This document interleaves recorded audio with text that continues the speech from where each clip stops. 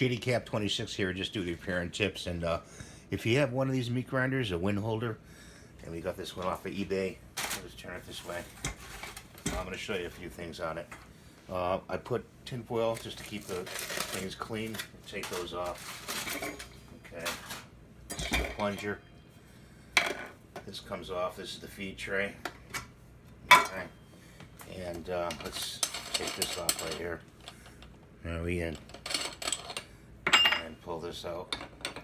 Okay. Disassemble this.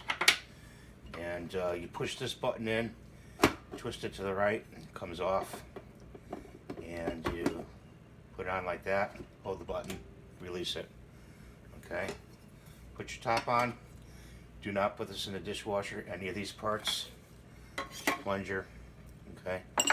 The auger has a octagon in the back, and this nylon thing. You want to put it in there, line it up, and you'll feel when it hits home. Okay. So then you want to put your blade orientated this way. Okay. That's like that.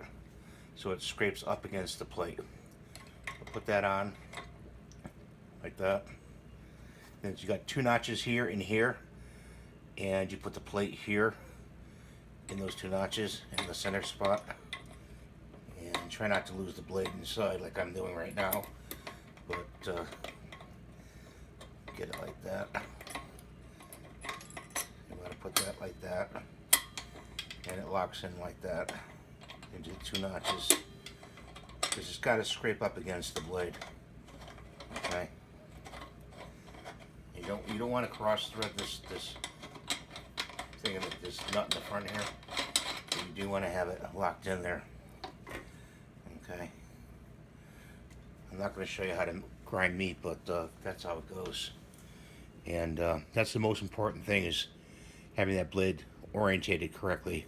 So I hope this helps you, and you have a great day. Thanks for watching. Please rate and subscribe, and we'll see you next time.